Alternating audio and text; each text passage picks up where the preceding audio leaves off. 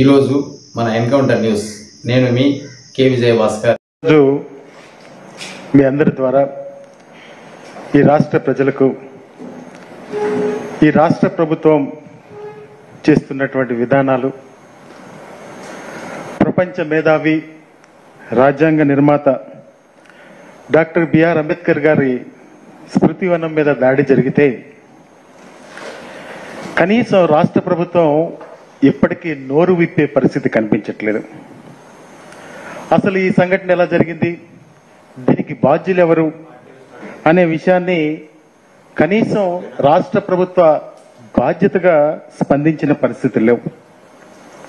ఇవన్నీ కూడా చూస్తా ఉంటే దీని వెనకాల నిజంగా కూడా ప్రభుత్వమే ఈ దాడి చేయించిందా అని ఈ రాష్ట్ర ప్రజలకే కాదు, సామాన్య మానవులకు కూడా, సామాన్యమైనటువంటి ప్రజలకు కూడా అర్థమవుతా ఉందని చెప్పి మీ ద్వారా తెలియజేస్తా ఉన్నాను. నిజంగా ఈ ప్రభుత్వం ప్రమేయం లేకుండా ఈ సంఘటనలు జరుగుద్దా? ఎందుకంటే అంత బిజీ ప్రాంతంలో, బందర్ రోడ్లో, ఆ పెద్ద స్వరాజ్య మైదానంలో ఈ ప్రభుత్వం యొక్క పాత్ర లేకుండా ఈ దాడి జరుగుద్దా అని చెప్పి నేను మీ ద్వారా అడుగుతా ఉన్నా. రాష్ట్ర ప్రభుత్వం వైఖరి ఏ విధంగా ఉందంటే ద్వంద్వ వైఖరి కూడా కాదు, గంటకి ఒక మాట చెప్తా ఉన్నారు. ఏ విధంగా చెప్తా ఉన్నారంటే, ఒకసారి చెప్తారు జగన్ గారంటే పడని దళితులు చేశారని చెప్పి చెప్తారు. జగన్ గారంటే పడని దళితులు ఎవరు ఈ రాష్ట్రంలో లేరని చెప్పి ఈ సందర్భంగా మీ ద్వారా తెలియజేసుకుంటా ఉన్నాం. అదేవిధంగా ఏపీఐఏసీ నుంచి ఇంజనీర్లు వచ్చి చేశారని ఒకసారి చెప్తారు.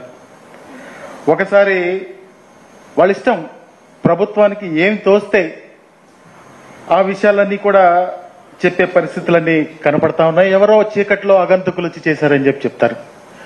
అగంతకులు వచ్చినా, ఏపీఐసి నుంచి ఇంజనీర్లు వచ్చినా, జగన్ గారంటే మీరు అన్నట్టు జగన్ గారంటే పడని దళితులు వచ్చి చేసినా గానీ ఈ రాష్ట్ర ప్రభుత్వానికి ఎవరు, ప్రపంచ నిర్మాత డాక్టర్ బిఆర్ అంబేద్కర్ గారి మీద ఎవరు దాడి చేశారు అనేది తేల్చాల్సిన అవసరం ఈ ప్రభుత్వానికి ఉందని చెప్పి మీ ద్వారా నేను అడుగుతా ఉన్నాం.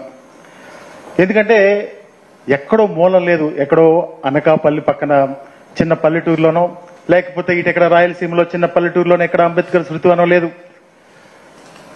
ఈ విజయవాడ నడిబొడ్డున, అంటే ఒక పక్కన రాజ్యాంగాన్ని పరిరక్షించే గవర్నర్ గారి బంగ్లా ఉంది, ఓ పక్కన కలెక్టర్ గారి కార్యాలయం ఉంది, ఓ పక్కన కోతవేటు దూరంలో పోలీస్ కమిషనర్ ఆఫీస్ ఉంది.